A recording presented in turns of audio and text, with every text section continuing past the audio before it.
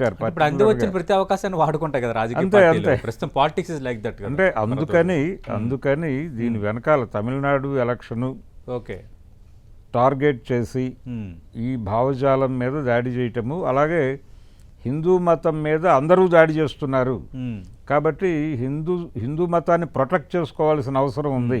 Okay ఇప్పుడు ఇతర మతస్థుల నుంచి మాత్రమే కాదు, వీళ్ళ నుంచి కూడా ప్రమాదం ఉంది అని చెబుతూ ఈ అంత్యక్రియల్ని దీన్ని అంటే ఆయన తల్లి అంత్యక్రియల్ని దీన్ని లింక్ చేయటంలో ఆయన్ని క్రైస్తవుడిగా ఎస్టాబ్లిష్ చేయటం చేసి ఆయన నాస్తికుడిగా కంటే కూడా క్రైస్తవుడిగా ఈ రకమైనటువంటి కామెంట్స్ చేశాడు అనేది ఎస్టాబ్లిష్ చేయటం ద్వారా హిందూ మతం ప్రమాదంలో ఉంది అనే నాస్తికుడు అంటే ఏ విశ్వాసాన్ని నమ్మలేని వాడు కదా. అవునండి. దేన్ని ఇప్పుడు కేవలం ఒక హిందూ మతం మీద ఎక్కువగా ప్రకాష్ రాజ్ మాట్లాడటంలో ఇంటెన్షన్ లేదంటారు అసలు.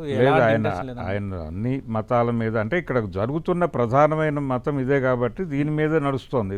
ఇప్పటికీ మెజారిటీ మతం ఈ దేశంలో హిందూ మతమే. అవును, నో డౌట్. ఇది దీనిలో ఒక ఆర్గ్యుమెంట్ ఉంది. ఈ దేశం భారతదేశం అనేటువంటిది 1000 సంవత్సరాల పైన ముస్లిం రూలర్స్ కింద ఉంది. అలాగే 200 సంవత్సరాలు అది ఇంగ్లీష్ పాలనలో ఉంది. మరి దాదాపు 1300 సంవత్సరాలు హిందూ పాలనలో లేదు ఇది.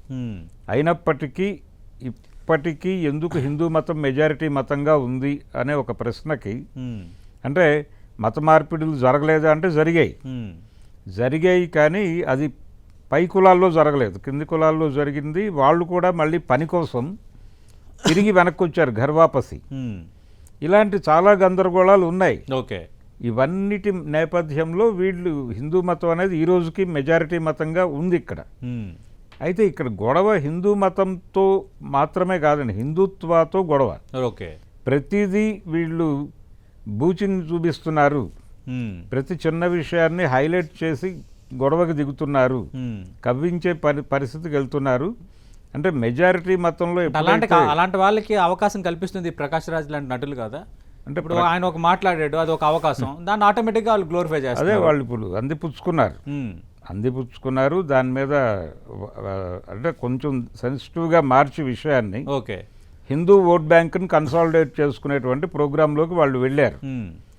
ఇది అంటే ఆ రోజున ఆయన మాట్లాడిన సందర్భంలో ఇది లేదు, ఈ ఎన్నికలు ఈ గొడవ లేదు. అంటే హిందుత్వ అనేది దేన్నైనా వాడటానికి ప్రయత్నం చేస్తుంది అనటానికి ఉదాహరణగా నేను ప్రకాష్ రాజుని ఇప్పుడు పట్టుకురావటం అనే అంశాన్ని చూస్తున్నానండి. అంటే మీరు అన్నట్టు ఎలక్షన్ టైం కాబట్టి మీరు దేన్నైనా వాడుకుంటారు.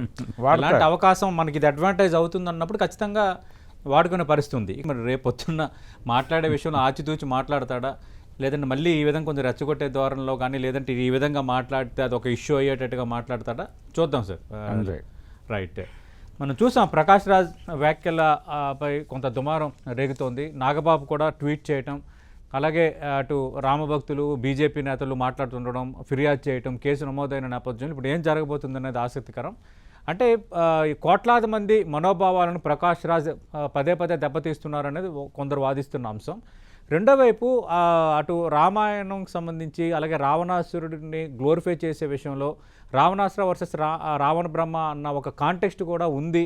దీనిపైన సినిమాలు కూడా వచ్చాయి. గతంలో సీనియర్ నటుడు ఎన్టీ రామారావు రావణాసుని గ్లోరిఫై చేసేటట్టుగా సినిమాల్లో పాత్ర చిత్రణలు చేశారు అన్నది సీనియర్ జర్నలిస్ట్ భరద్వాజ్ గారు చెప్తున్నారు. ఏదేమైనా ఒక అండ్రెస్ట్కి క్రియేట్ చేసే వాతావరణానికి అవకాశం కల్పించే కామెంట్స్ని ఎవరూ యాక్సెప్ట్ చేయకూడదు. ప్రస్తుతం ఉన్న సెన్సిటివిటీస్ దృష్ట్యా ఇలాంటి కామెంట్స్ చేయటము, దీంతో మళ్ళీ కొంత రెస్పాండ్ అవ్వటము, అది ఒక డివిజన్కి ఒక అండ్రెస్ట్కి దారితీసే వాతావరణం రాకూడదని మనం కోరుకుందాం.